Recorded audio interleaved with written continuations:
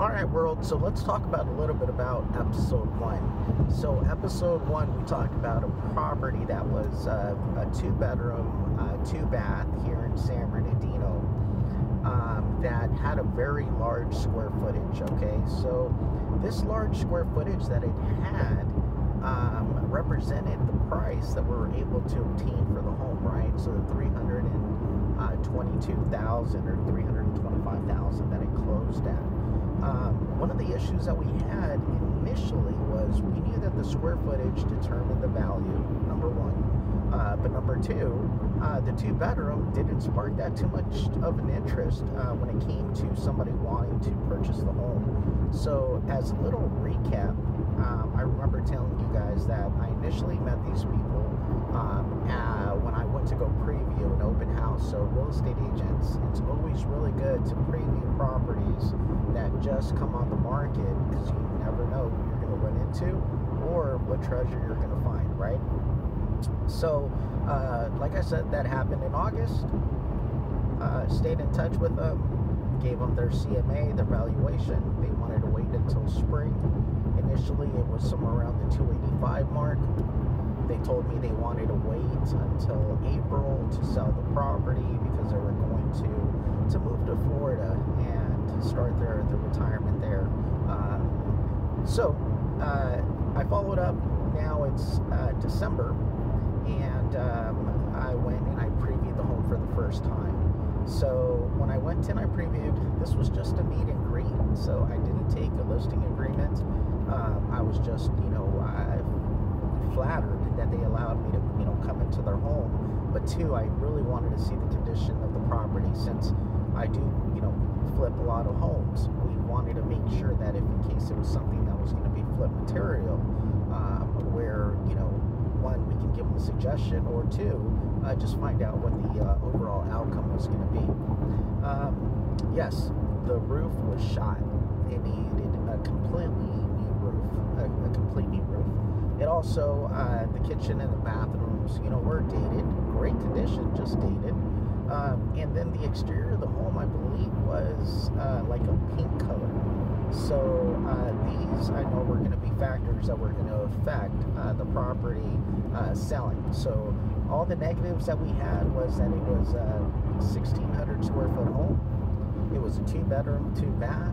It had like a waiting room, a living room, a dining room, and there was just a lot of unutilized space. But the home, did hold a very good size. So with that, I got them to hook up with our contractors. They went ahead and re-roofed the property, gave them a sweet deal. They went ahead and repainted the exterior. They were super pleased with the outcome of the home. They were ready to go ahead and list the property on the market. So I gave them my suggestion. They wanted to recuperate some of their cost and list the property for a little bit more for what they spent for the roof as well as the paint. We went ahead and took the listing. So 2 weeks into the transaction, or 2 weeks into the listing, we had a lot of viewings, but no offers. 3 weeks into the transaction, more viewings, no offers. At that particular point is when I told them about the suggestion that I had, that I wanted to turn that dining room area into an additional bedroom. So no modifications to the dwelling of the property. All we were doing is just blocking off a doorway and making a closet. So now technically the home was a 3-bedroom, 2-bath per county records, a 2-bedroom, 2-bath. It now was marketed per seller as a 3-bedroom, 2-bath. All of a sudden, everybody wanted it. First offer came in, at asking.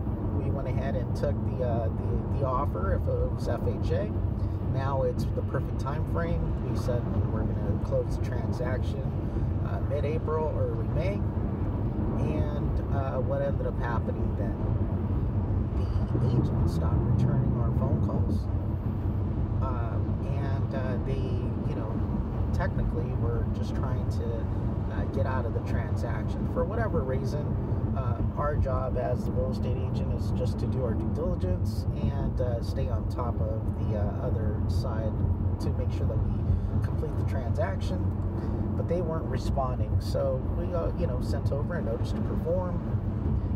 After that, we decided to go ahead and cancel that specific escrow. Now, at this particular point, the family had now moved all their personal belongings into a moving pod.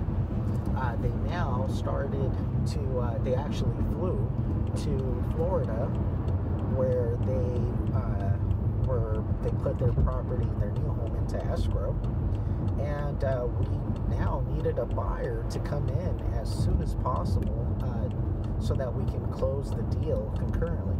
Now, if you guys caught what I just said, this was a transaction where they had not found their replacement home. So what we were doing was, when they were going or making their way to Florida, we were going to close the transaction, take the money, and we were going to do a seller rent back for the 15 or 20 days in order they receive the remaining funds.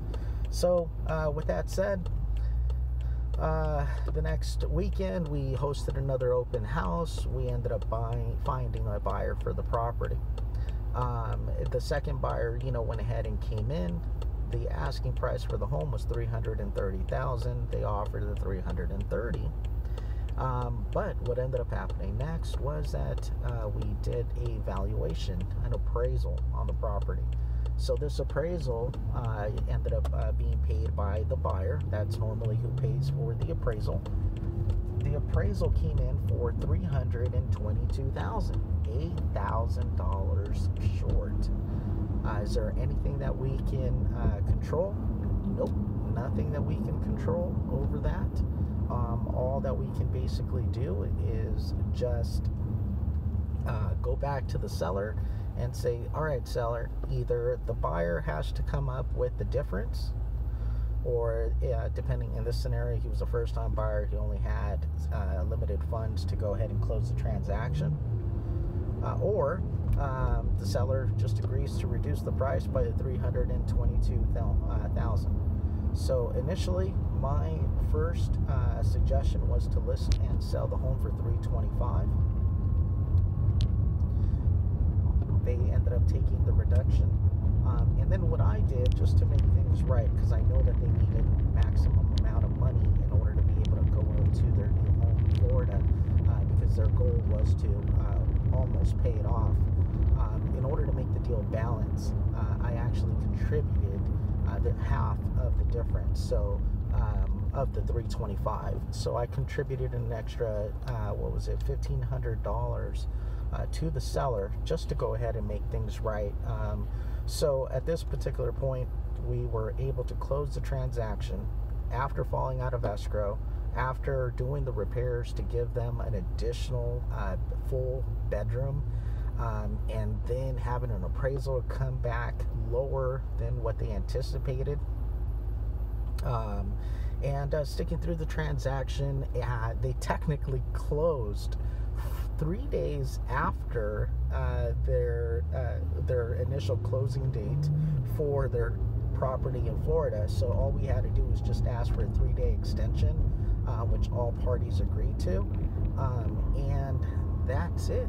We closed the transaction out in full. Everyone was happy. Seller now is in Florida. Buyer ended up getting a property for less than what they were willing to pay, with a brand new roof, with a new bedroom, with a new exterior paint. So everyone won in that deal. That's how real estate works. I wish it was just everything would be a slam dunk, but this one here actually just took a little bit of elbow grease. Once again, everyone in the party was satisfied, and very well job done, Gateway Home Services. So if you guys are thinking of selling and you guys need to, work with somebody that has experience, whether you're moving out of state or you're moving into a bigger home, make sure to just comment below. Second, follow this YouTube channel. Because you never know when one of these tips might be something that is going to describe your current situation. And better yet, if you're a real estate agent and you don't, you have your license, but you don't know how to close a deal because not every deal is the same, make sure that you guys look into Gateway Home Services. The information as well as the knowledge behind closing transaction is far none the best in the Inland Empire, guaranteed. Thank you guys.